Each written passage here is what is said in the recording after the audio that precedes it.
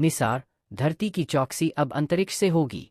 भारत और अमेरिका के संयुक्त प्रयास से बना Nisar satellite, NASA ISRO synthetic aperture radar, बुधवार शाम 5:40 पर श्रीहरिकोटा के सतीश धवन अंतरिक्ष केंद्र से लॉन्च हुआ। यह दुनिया का पहला ऐसा रडार सैटेलाइट है जो दोहरी रडार बैंड तकनीक, एल बैंड और एस बैंड, का इस्तेमाल करता है। यह ग्लेशियर पिघलने, जमीन धंसने, ज्वालामुखी भूकंप और फसल निगरानी जैसे पर्यावरणीय और भूवैज्ञानिक परिवर्तनों पर नज़र रखेगा। निसार से जुड़े सभी सवालों के जवाब।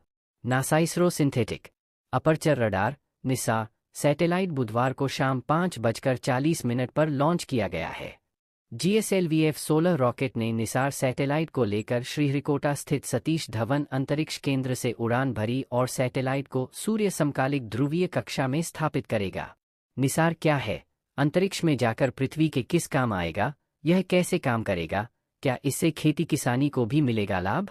तो चलिए जानते हैं पूरी अपडेट, बिल्कुल साफ और सीधी बात, सिर्फ इस वीडियो में। और हाँ, TCPK को सब्सक्राइब करना न भूलें, क्योंकि यहाँ सच सबसे पहले आता है। निसार क्या है और क्यों खास है? NASA ISRO synthetic aperture radar Nisar दुनिया का पहला रडार सैटेलाइट है जो अंतरिक्ष से पृथ्वी को व्यवस्थित तरीके से मैप करेगा। इतना ही नहीं, यह पहला ऐसा सैटेलाइट है जो दोहरे रडार बैंड, एल बैंड और एस बैंड का यूज करता है, ताकि यह अलग अलग तरह की पर्यावरणीय और भूवैज्ञानिक परिस्थितियों की निगरानी कर सकता है।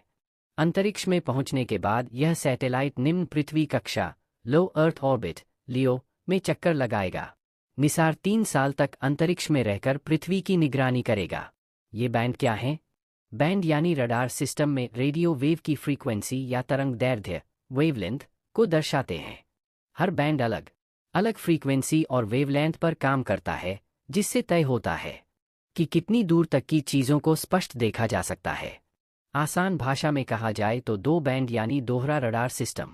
बैंड यानी 1.25 गीगाहर्ट्ज़, 24 सेंटीमीटर तरंग दैर्ध्य जमीन के भीतर झांकने में सक्षम, जंगलों और बर्फ के नीचे का डाटा दे सकता है। ग्लेशियर दरकने, जमीन धंसने, ज्वालामुखी धधकने और भूकंप संबंधी गतिविधि को ट्रैक करने का काम करेगा। यह रडार नासा ने दिया है।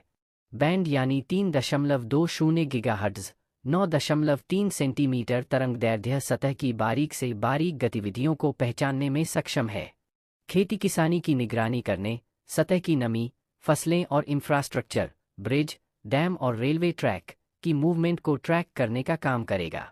यह रडार इसरो ने खुद बनाया है। बता दें कि निसार सैटेलाइट का निर्माण और एकीकरण जनवरी 2024 में ही हो चुका था। इसका लॉन्च मार्च 2024 में होना था, लेकिन हार्डवेयर अपग्रेड और अतिरिक्त परीक्षण के चलते इसका लॉन्च जुलाई 2025 तक के लिए टाल दिया गया था। निसार में किस तकनीक का यूज हुआ है? निसार में स्वीप सिंथेटिक अपर्चर रडार तकनीक का यूज किया गया है। इस तकनीक के जरिए बड़े से बड़े क्षेत्र को हाई रिजोल्यूशन 5 से 10 मीटर के साथ स्कैन करके एकदम क्लियर तस्वीरें ली जा सकती हैं। खास बात यह है कि के चलते निसार बादलों और अंधेरे में भी डेटा जुटा सकता है, जिससे 24/7 पृथ्वी की निगरानी की जा सकती है। निसार के बारे में यह भी जानें। 2.5 टन वजनी है निसार सैटेलाइट। 748 किलोमीटर पृथ्वी के ऊपर एक से दूसरे ध्रुव तक परिक्रमा करेगा। 12 दिन का होगा निसार सैटेलाइट का स्कैन चक्र। 240 किलोमीटर का क्षेत्र एक बार में कवर करेगा। 3 साल है निसार का नियोजित जीवन काल। 80 टेराबाइट डेटा हर दिन उपलब्ध कराएगा। 150 से ज़्यादा हार्ड ड्राइव निसार के डेटा से भर जाएंगी।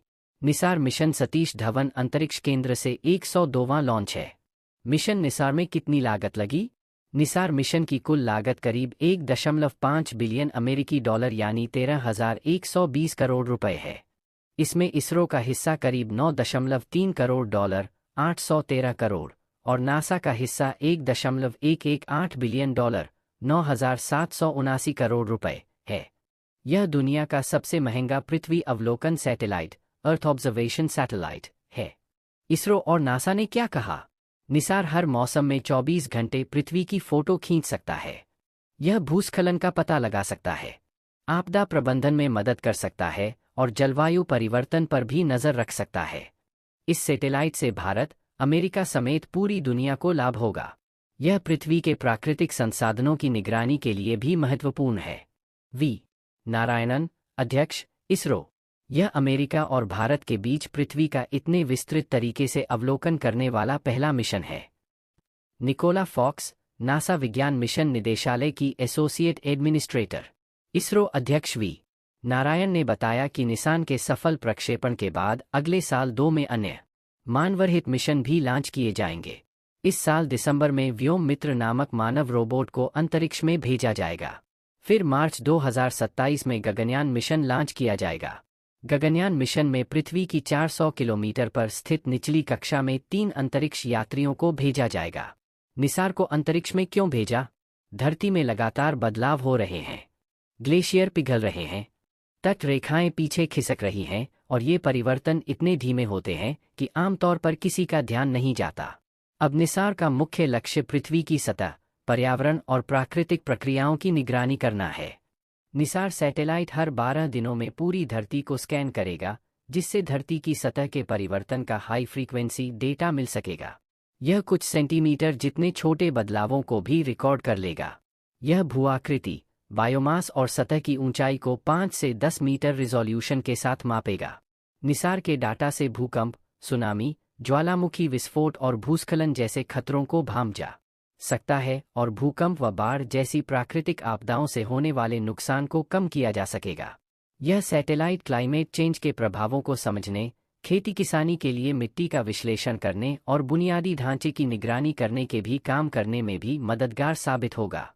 किसानों के लिए यह पैदावार का पूर्वानुमान लगाने और फसल के नुकसान का आकलन करने में मदद करेगा।